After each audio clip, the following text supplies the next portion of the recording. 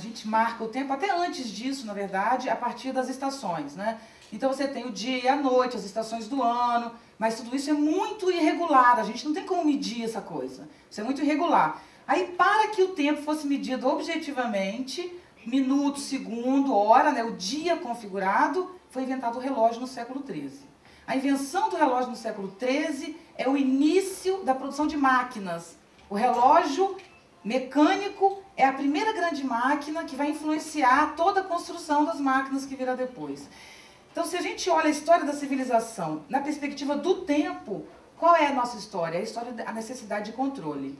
Tá? Então, a história do relógio, a história da medição do tempo, a história da civilização é uma história da necessidade de controlar. Não exatamente, não somente o tempo, mas todo o resto.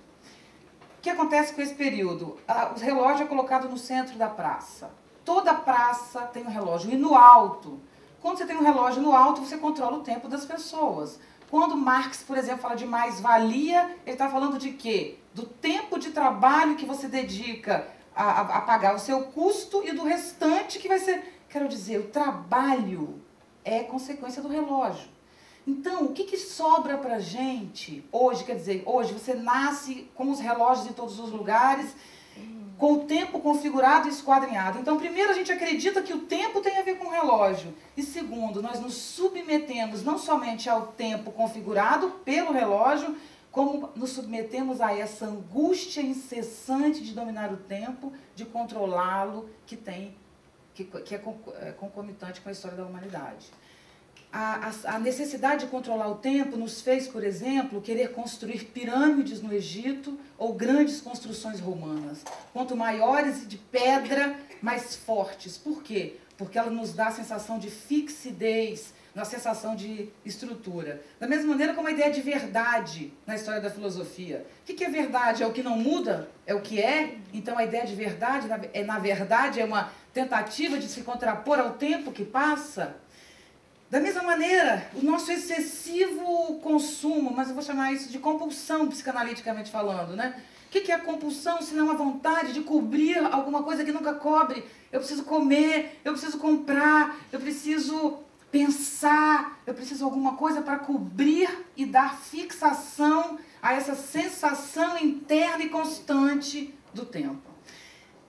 A gente pode pensar que a história da civilização como uma história como uma necessidade de dominar e controlar o tempo é uma história marcada pela necessidade de marcar fixação, identidade, estabilidade e constância.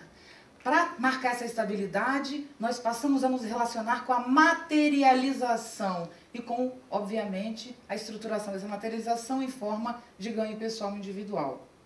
Nós podemos pensar as compulsões muito próximas do consumo, né? Uma grande e mega boca imensa que quer comer tudo ao redor, não para completar um processo de digestão, mas para dar a sensação de que eu tenho identidade, eu sou alguma coisa, eu não estou, eu sou.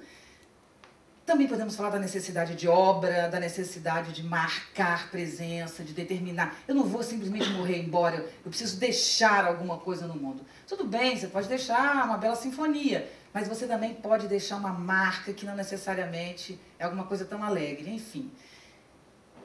Vamos deixar esse pedaço. Vamos para uma outra perspectiva.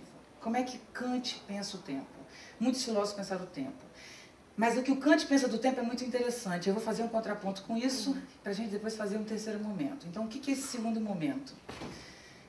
O que é conhecer?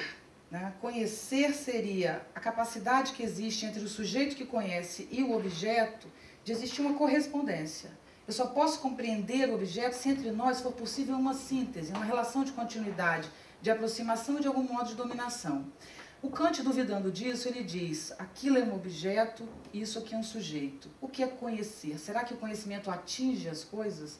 O que é a coisa? Existe uma coisa em si? Então, pensando sobre isso, ele teve uma questão que era... o que é dado imediatamente ao sujeito? Ele foi o princípio de tudo. O que é que, na vida, no mundo, é imediatamente presente a você, sem que você tenha que fazer uma síntese de coisas e uma relação imediata com diversas coisas. Quando ele tenta pensar o que é o conhecimento imediato, ou seja, o conhecimento que existe sem a experiência. Por que é o conhecimento da experiência? Eu tenho várias sensações que me chegam. O que é a sensação, por exemplo? É a forma como a matéria em nós se relaciona com a matéria fora de nós. Isso é a sensação. Cada um vai tratar esse afetar e ser afetado pelas coisas de um modo próprio.